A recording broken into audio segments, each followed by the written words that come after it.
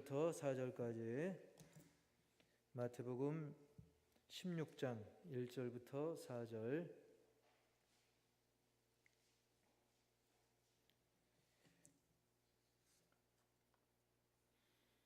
(1절부터 4절) 마태복음 16장 1절부터 4절. 제가 한 절, 여러분 한 절 교독하겠습니다. 바리새인과 사두개인들이 와서 예수를 시험하여 하늘로부터 오는 표적 보이기를 청하니,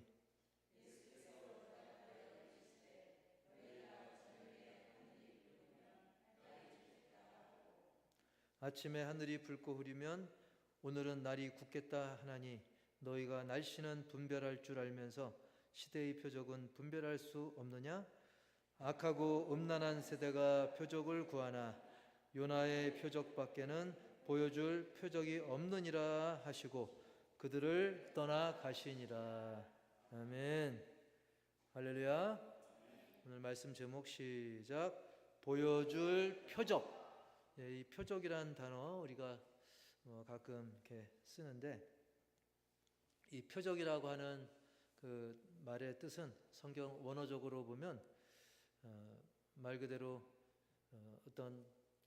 어떤 일이 일어날 징조,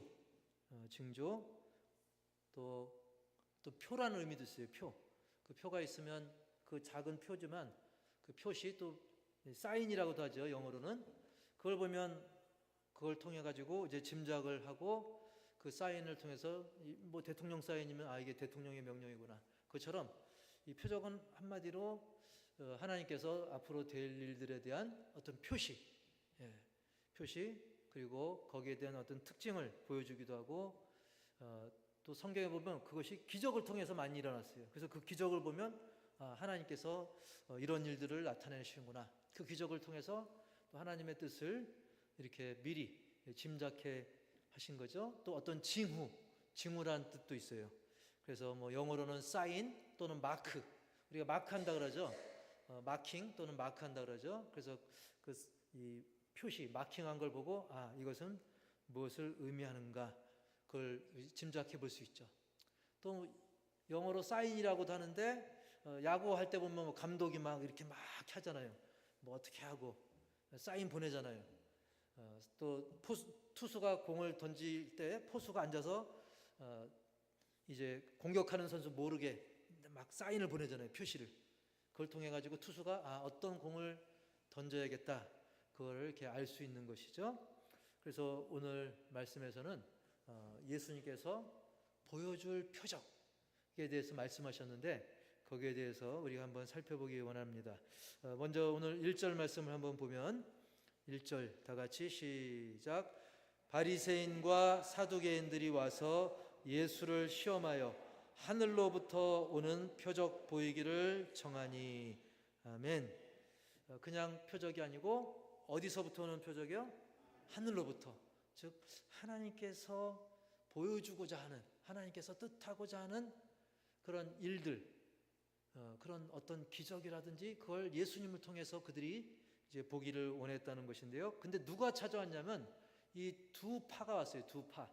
하나는 바리새파, 바리새인, 그리고 또 하나는 어떤 파냐면, 또 어떤 파예요?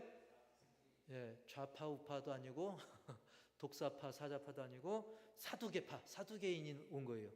이 바리새인과 이 사두개인들이 함께 예수님을 찾아와서 예수님을 시험하면서 하늘로부터 오는 표적을 좀 보여달라라고 얘기한 건데, 이 바리새파는 누구고 또 사두개파는 누군가? 이 바리새인들은 원래 그 원어적으로 이제 분리된 자라는 표현이 있어요. 분리된 자라는 뜻이 있어요. 분리됐다.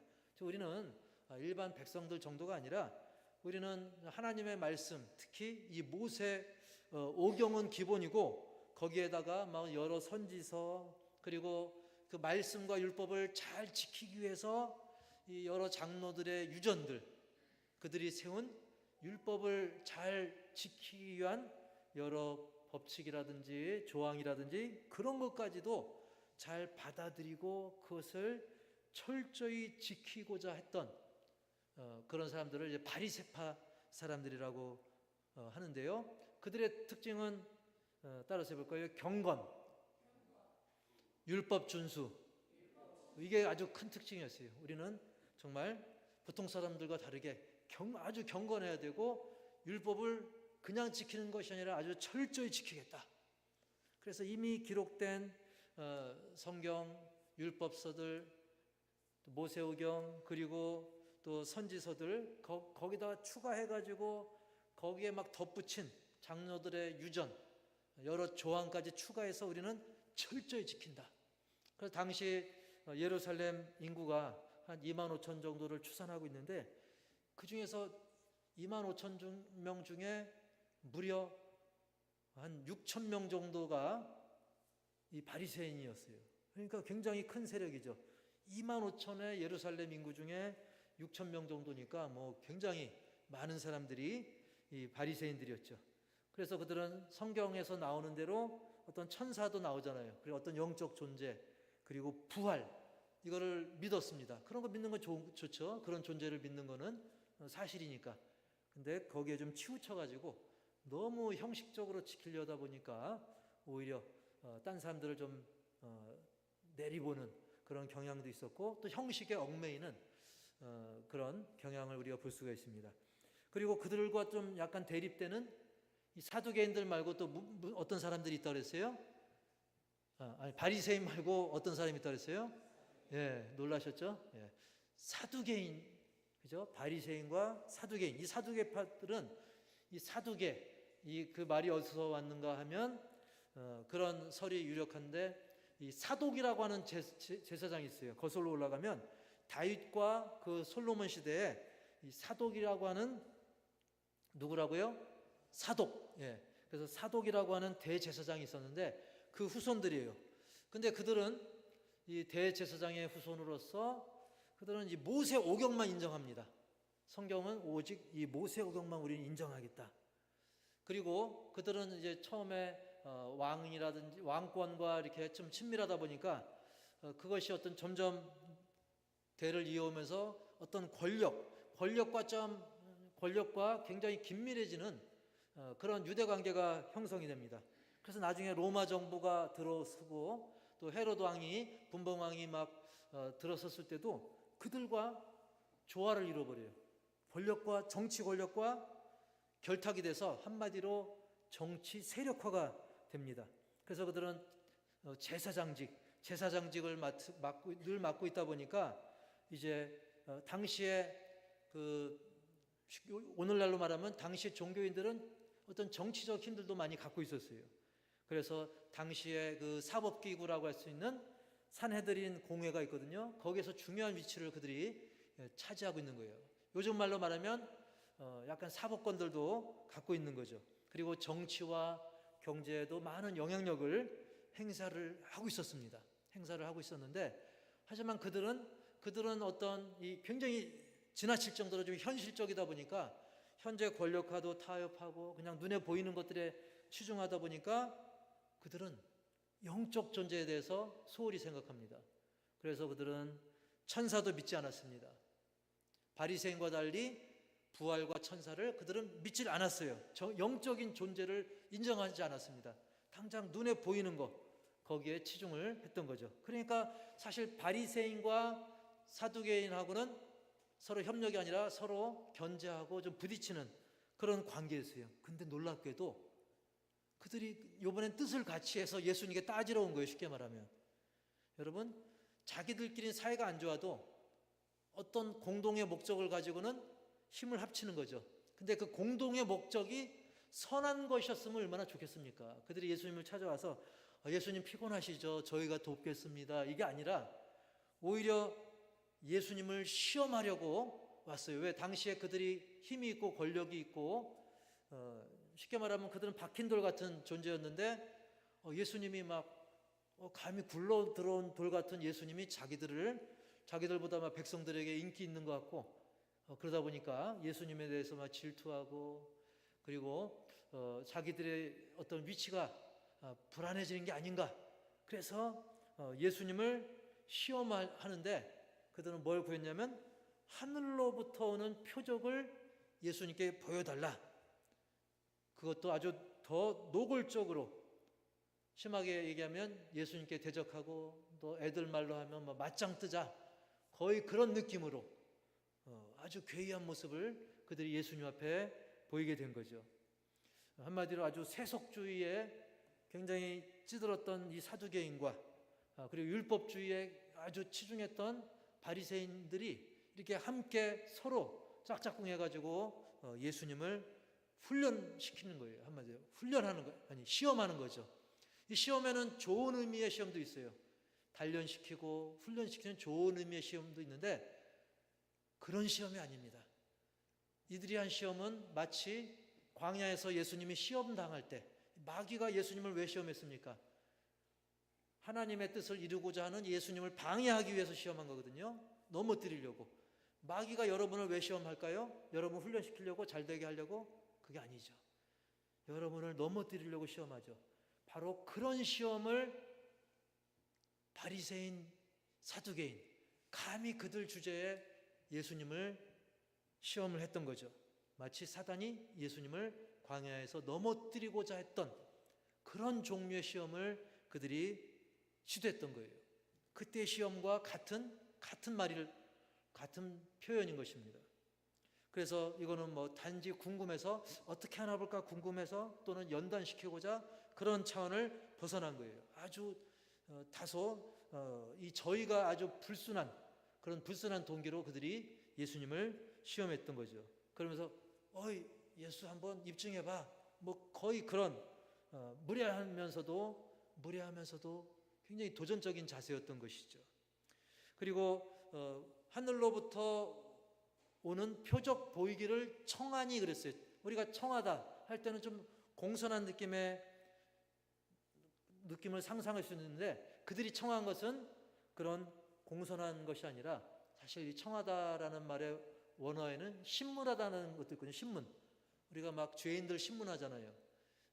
거의 신문에 가까운, 막 문제 제기를 위해서, 어떻게 하면 꼬투리 잡기 위해서 신문하듯이 그들이 예수님께 표적 보이기를 청했던 겁니다. 실제로는 거의 신문하듯 막 다그치듯 했던 것이죠. 그때 예수님께서 어떻게 답을 하셨는가? 2절과 3절 우리 다 같이 시작. 너희가 저녁에 하늘이 붉으면 날이 좋겠다 하고, 아침에 하늘이 붉고 흐리면 오늘은 날이 굳겠다 하나니, 너희는 그러니까 날씨는 분별할 줄 알면서 시대의 표적은 분별할 수 없느냐. 아멘. 예수님께서 어떻게 대답하시냐면, 너희도 저녁에 하늘이 붉으면 다음 날은 날씨가 좋을 것이고, 반대로 아침에 하늘이 붉고 흐리기까지 하면 오늘은 날이 굳은 날이다, 굳겠다, 그렇게 하지 않느냐. 즉 우리가 그것도 하나의 날씨에 대한 사인이죠. 날씨에 대한 표적이죠. 그래서 하늘 구름 여러 가지 우리가 느끼는, 또 나이가 드시면 어떻습니까? 아이고 삭신이 하면 내일 날이 굳으나 보다. 우리 어르신들 그렇게 하잖아요. 뭔가 우리가 보고 느끼는 걸 가지고 날씨는 잘 나름대로 판단을 하지 않습니까? 이거 말고도 우리가 여러 가지 그 징조라든지 그런 표적들을 보고 나름대로 날씨를 이제 예측하면, 그것이 100%는 아니지만 그래도 상당히 많이 맞는 것을 우리가 알 수가 있죠. 이런 자연현상, 여기서 말하는 이런 자연이 보여주는 이런 표적들은 아주 열대지방이라든지 아니면 남극, 북극 이런 데를 제외하고는 되게 아주 공통적으로 맞는 그런 자연현상입니다. 이렇게 사두개인들아, 바리새인들아, 너희들 이렇게 빤히 자연현상의 이런 징조, 이런 표적들, 이런 것은 너희도 깨닫고 분별은 잘 하는데, 더 중요한 이 시대의 표적, 이 시대의 표적에 대해서는 분별 제대로 못하냐, 그 말씀을 예수님께서 말씀하는 거예요. 여러분, 날씨에 대한 표적도 우리가 살면서 중요해요, 안 중요해요? 중요하죠. 그래야 빨래를 널지 말지, 또 벼를 이렇게 말릴지. 요즘은 이렇게 좀 덜하지만 건조기가 있어서 덜하겠지만, 전에는 막 도로변이 막 어지간하면 그냥 찾길까지도 그냥 차 간신히 지나갈 정도로 벼를 말리고 그랬는데, 날씨가 굉장히 중요하죠.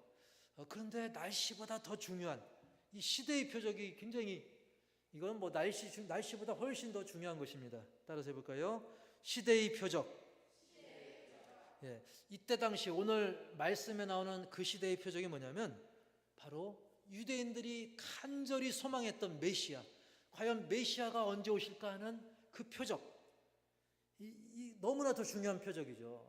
죄와 사망의 어둠 속에 있는 심령들에게 빛이신 예수께서 오셔서 만백성의 왕으로 정말 하나님 나라를 완성하시는, 그 구원을 이루시는 이 시대의 이 중요한 표적, 메시아에 대한 이 중요한 표적, 여기에 대해서는 이렇게 무디냐?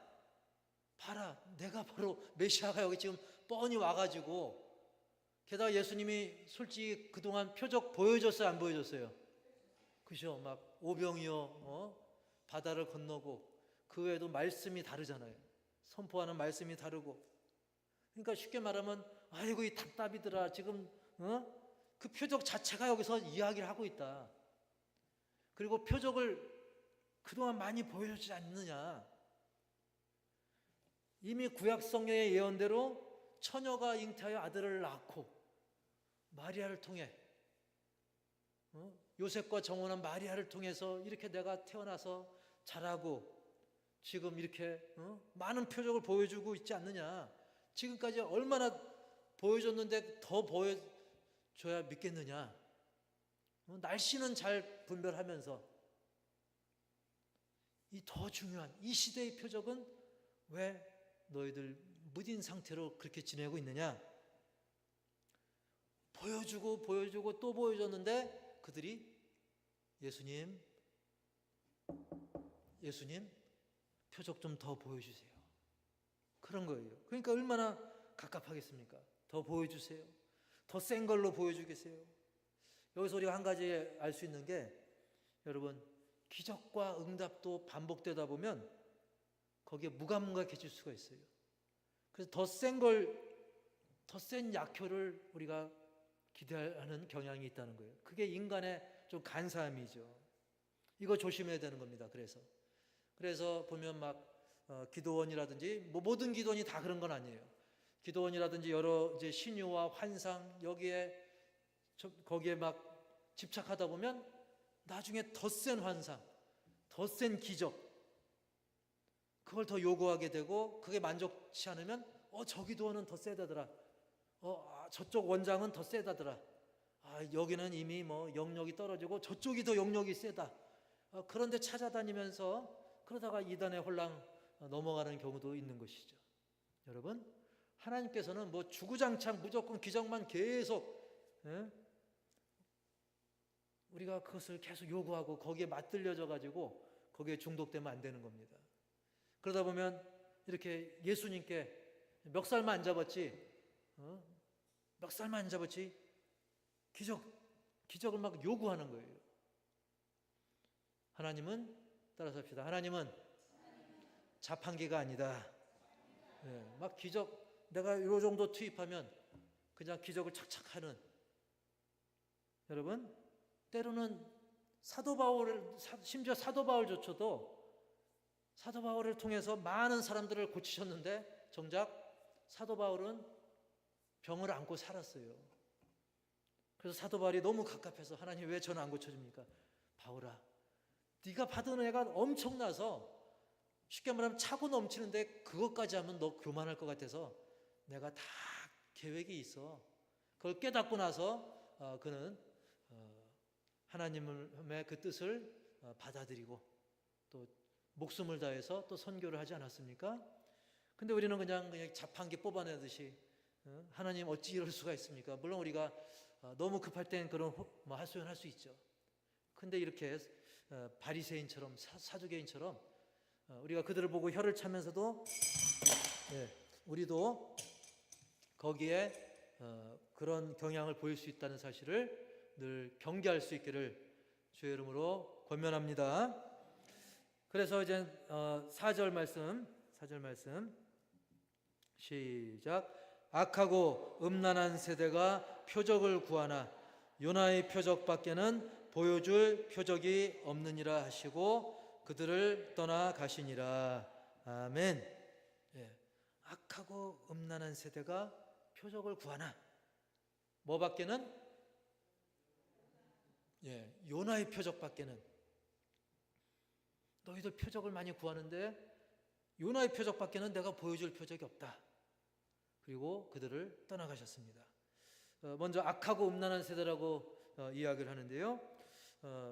물론 당시 알게 모르게 이방인의 영향을 받아서 육적인 음란도 분명히 있었습니다. 물론 로마처럼 또 주변에 이방인 정도의 수준은 아니겠지만 그래도 하나님의 백성답지 못한 음란한 모습도, 육적 음란의 모습도 물론 있었을 것입니다. 근데 여기서 더 강조하는 것은 바로 영적 음란, 즉 하나님보다 우상이라든지 이방의 문화라든지 또 인간의 생각에 갇혀있는 어떤 사상에 갇혀있는 그걸 더 사랑하면 그것이 영적 음란으로 갈 수 있는 거예요.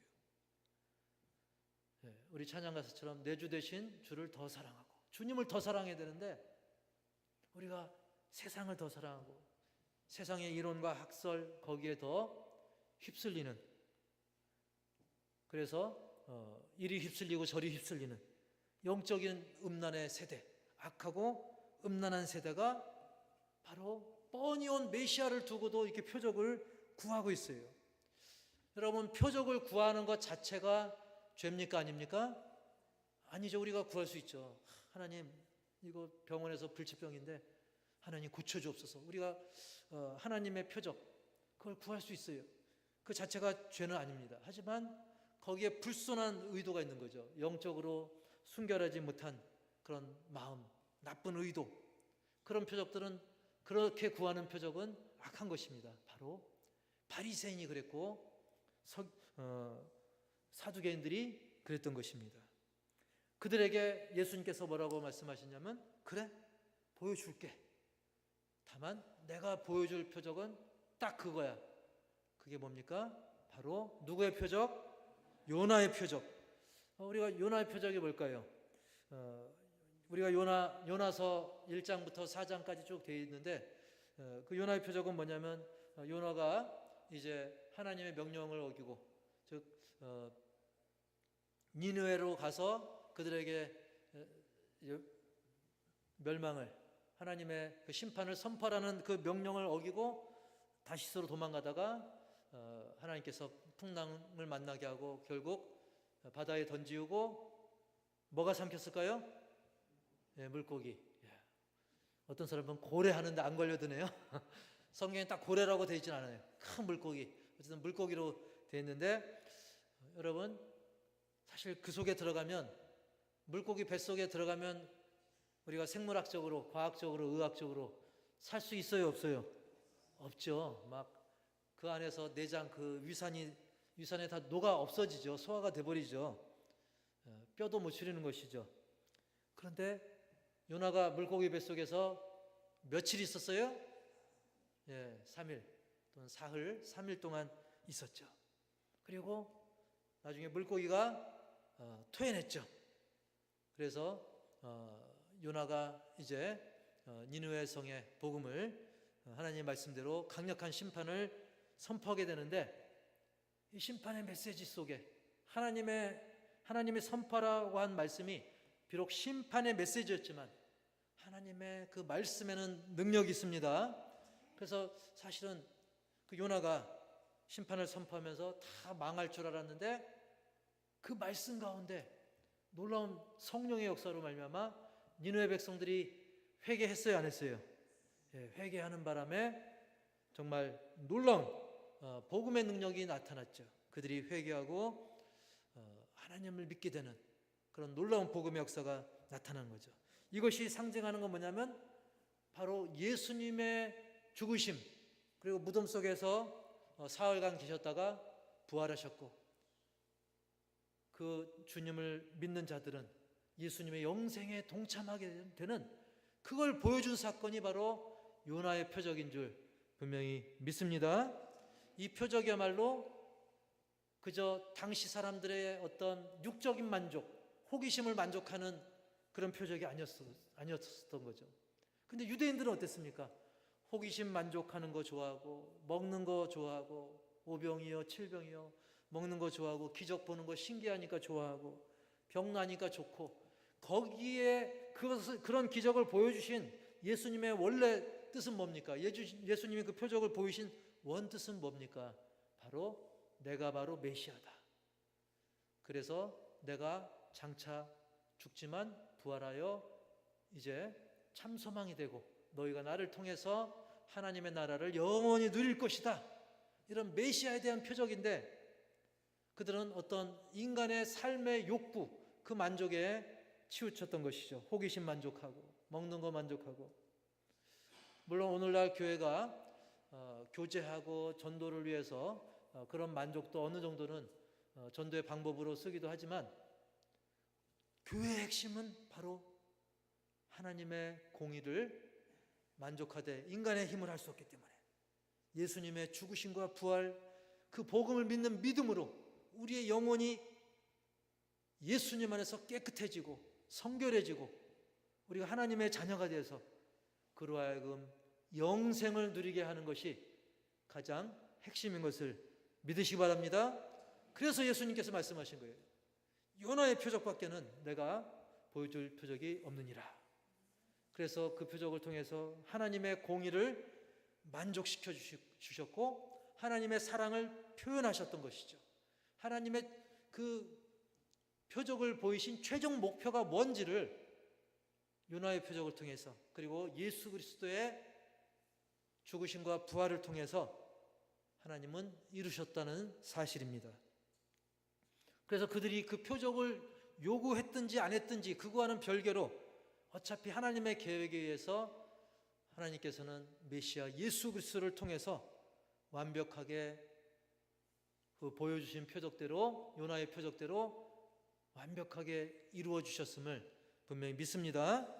그래서 마태복음 12장 41절에도 이렇게 말씀하고 있어요. 읽어볼까요? 요나와 관계된 말씀이 있는데, 시작. 심판 때 거기 마태복음 12장 41절 우리 한번 찾아볼까요? 앞으로만 성경 조금만 넘기면 있습니다. 마태복음 12장 41절. 이왕 찾은 김에 우리 40절부터 읽어볼까요? 40절부터 42절까지 쭉 읽어봅시다. 시작. 요나가 밤낮 사흘 동안 큰 물고기 뱃속에 있었던 것 같이 인자도 밤낮 사흘 동안 땅속에 있으리라. 심판 때에 니느웨 사람들이 일어나 이 세대 사람을 정죄하리니 이는 그들이 요나의 전도를 듣고 회개하였음이거니와 요나보다 더 큰 이가 여기 있으며 심판 때에 남방 여왕이 일어나 이 세대 사람을 정죄하리니 이는 그가 솔로몬의 지혜로운 말을 들으려고 땅 끝에서 왔음이거니와 솔로몬보다 더 큰 이가 여기 있느니라. 아멘. 특히 40절과 41절에서 보면 이미 요나 때 예수님께서 말씀하셨죠. 요나 때 어땠느냐? 큰 물고기 뱃속에 요나가 거기 갇혀있던 것처럼 인자도, 나 예수 그리스도 밤낮 사흘 동안 땅속에 있으리라. 무덤 안에 갇혀 있으리라. 그리고 심판 때에는 니느웨 사람들이, 이제 최후의 심판 때에는 이제 니느웨 사람들이 일어나서 지금 현재 사람들을 정죄한다는 거예요. 왜 그러냐면 니느웨 사람들 사실 이방인들이거든요. 우리 막 그렇게 음란하고 우상 숭배하는 우리 같은 죄인들도 요나가 선포했던 그 회개의 복음을 듣고 우리는 회개했다. 근데 너희들 유대인인데도 더 가까이 예수님을 본 유대인들인데 근데도 하나님을 제대로 안 믿어? 예수님을 안 믿어? 되레 표적을 요구해? 너희들 어떻게 그렇게 심할 수가 있느냐? 그 얘기를 했던 거죠. 그러면서 요나보다 큰 사람이 여기 있다. 즉 요나는 그래도 막 불순종하고 막 얻어맞고 나서야 그제서야 이제 하나님 말씀을 전하지 않았습니까? 그러나 예수님은 하나님의 계획대로, 하나님의 말씀대로 전적인 절대 순종의 모습을 보여주셨던 것이죠. 그래서 요나보다 더 큰 사람이 여기 와 있는데 그런데도 나를 믿지 않느냐? 그리고 예수님께서는 이제 그 정도로 그 자리를 마무리하고 그들을 떠나가시니라.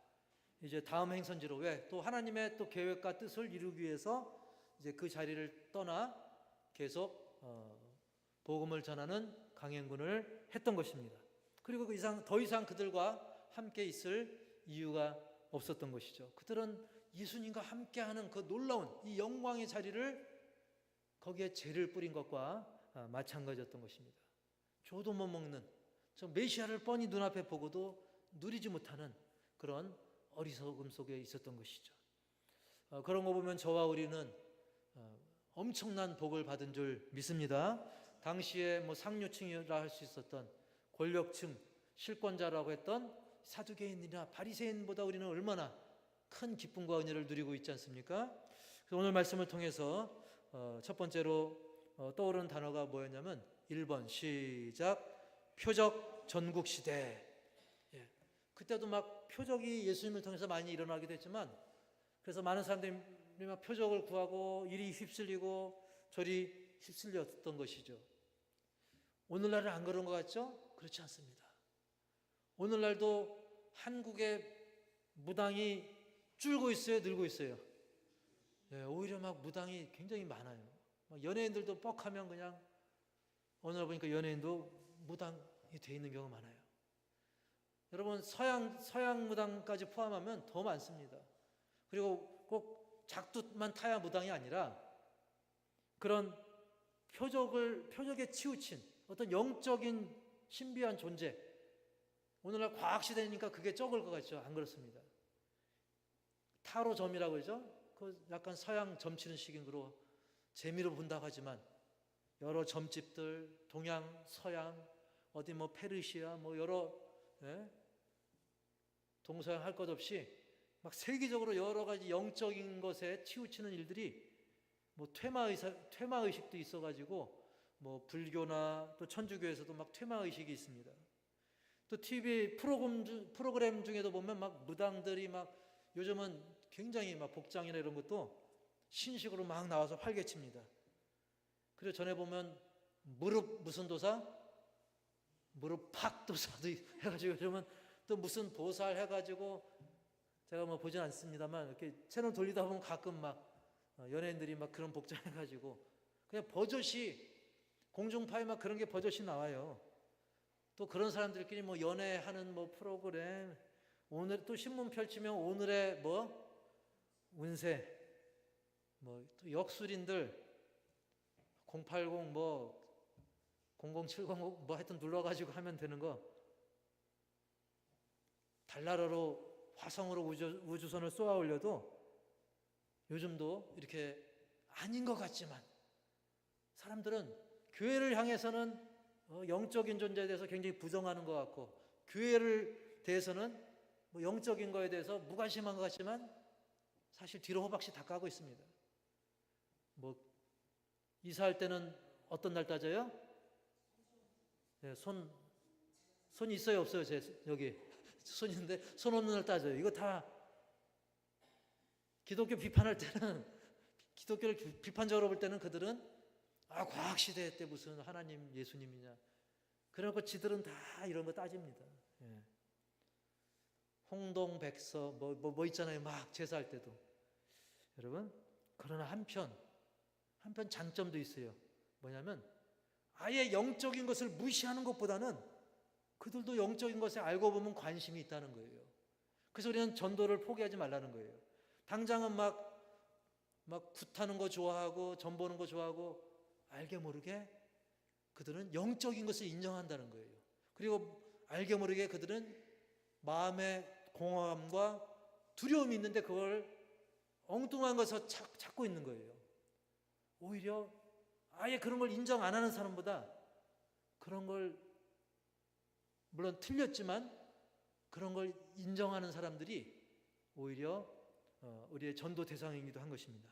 그래서 그렇던 사람들이 나중에 보면 예수 믿는 경우가 굉장히 많거든요. 그래서 우리는 저 사람 뭐 어디 절에 다닌다, 무당에 빠져 있다, 거기 포기하지 말고 더 강력한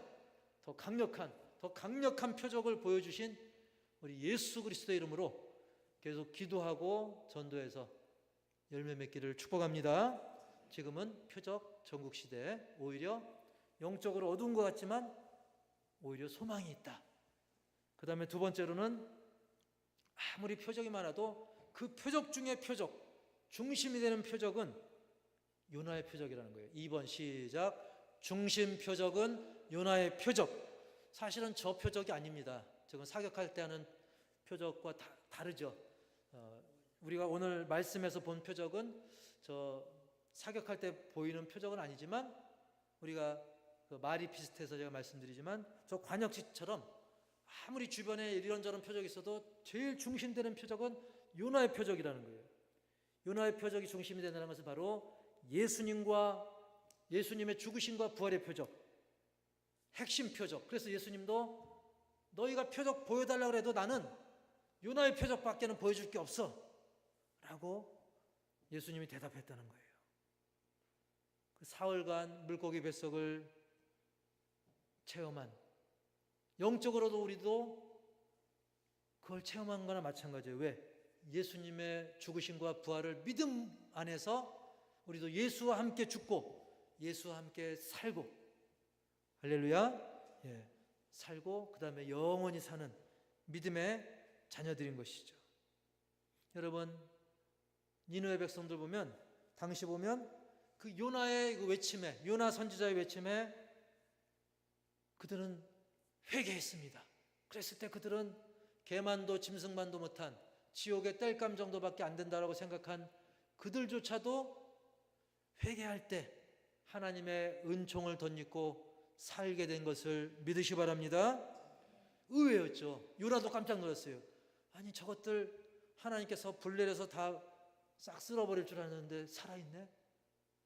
요나가 깜짝 놀랄 정도로, 이렇게 하나님의 뜻은, 하나님의 섭리는 너무나 신기하고 묘하고 측량할 수 없어요. 그걸 네 글자로 신묘막측 그래요.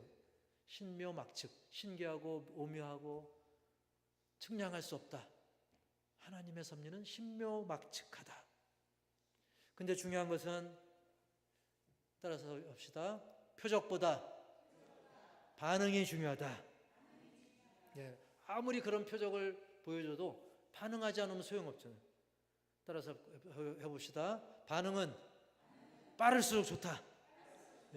그들이, 니느웨 백성들이 그 요나의 외침을 듣고, 요나의 복음을 듣고 그들은 묵혔습니까? 바로 했습니까? 바로 순종했어요. 심지어는 제가 깜짝 놀랄 정도로 요나서를 쫙 읽어보면 3장에 그런 내용이 나와요. 지위 고하를 막론하고 왕부터 시작해가지고 심지어 가축들까지도, 소까지도 금식을 시켜버립니다. 저는 한편으로는 우습기도 했어요. 사실 소가 뭔 죄입니까? 그죠? 그렇게 했다는 것은 철저하게 그들의 삶의 기반이 되는 이 가축들까지도 산업의 기반 아닙니까? 당시 짐승은. 요즘이야 짐승 있다가 없을 수 있고, 채식이 좋으니까 그냥 가끔 날아가는 새라도 잡아먹으면 되고 그렇겠지만, 그 정도로 철저한 회개를 했다는 겁니다. 그것도 신속하게. 그러나 어떻습니까? 반대로 예수님 당시의 사람들은 어땠어요? 예수님 본인이 오셨는데, 메시아 본인이 오셨는데 그들은 이미 표적을 계속 보여주셨고 예수님 자체가 표적인데도 냉랭하고 참담했습니다. 심지어 바리새인과 서기관들은 서로 아웅당하면서도 예수님께 대들려고 아주 그냥 연합까지 했어요. 원수끼리기도. 밥도 같이 안 먹으려고 했을 텐데 그런 사람들끼리도 힘을 합쳤다니까요. 예수님 대적하려고. 여러분, 예수님께서는 이 말씀을 통해서 그 누구도 누리지 못했던 표적들을 우리에게 어마어마하게 보여주신 것을 믿습니다. 그만큼 그 많은 표적을 이미 보여주셨고, 그리고 우리를 통해서도 뭔가 하나님께서는 그 표적을 진행하고 있어요. 사람들이 우리를 볼 때 뭔가 하나님의 뜻을 드러내고자 저와 여러분을 통해서도, 말씀을 들은 저와 여러분을 통해서도 그 표적을 진행하고 계신 것을 믿습니다. 중요한 것은 그 표적을 깨닫는 것입니다. 기억하는 것입니다. 그리고 마치 사격의 그 표적처럼 그 중심을 맞추는 거예요. 즉 하나님의 뜻대로, 하나님의 말씀대로 우리가 어긋나지 않고 순종하는 삶인 것입니다. 그래서 마지막으로 말씀드릴 것은 3번 시작. 내가 표적이다. 마치 사도 바울을 보면 그 죄인이 변화돼서 이제 사도 바울이 표적이 되는 거예요. 사람들이 바울을 볼 때 야, 저 바울 그야말로 예수 믿는 사람들에게는 때려 죽여도 시원치 않을 그토록 죄인이었던 저 망할 바울이 예수님 믿고 변화받고 그래서 막 예수님 때문에 이제는 막 감옥에 갇히고 매를 맞습니다. 생명이 죽을 위기까지도 그가 순교까지도 각오합니다. 그러니까 이제 바울을 통해서 사람들이 예수님을 바라보게 되고 하나님의 뜻을 깨닫게 되는 거예요. 그토록 죄인이었던 바울 자체가 이제 표적이 되는 거죠. 따라서 합시다. 내가 표적이다. 우리도 죽을 수밖에 없었던 영혼들이지만 예수님으로 인해서 내가 계속 예수님을 닮아가고 나의 변화된 삶을 통해서 야, 저 사람 옛날 그 말하는 게 완전히 걸레고 쓰레기였는데 야, 이젠 저 사람의 말에는 향기가 난다. 칭찬하는 말, 긍정적인 말뿐만 아니라 복음의 향기가 전해지는 거죠. 물론 한 번에 완벽하게 변화받진 않아도 계속적으로 단계적으로 예수님을 닮아갈 때 우리의 삶이 불신 영혼들에게 아름다운 예수로 인한 변화의 표적이 되기를 주의 이름으로 축복합니다. 한 번에 안 돼도 계속 그렇게 표적이신 예수님을 닮아갈 수 있기를 축복합니다. 그래서 부활 소망을 믿는 그런 거듭난 삶을 통해서 바울처럼 예수님처럼 또 제자들처럼 귀한 표적의 삶을 살기를 주님의 이름으로 간절히 축원합니다.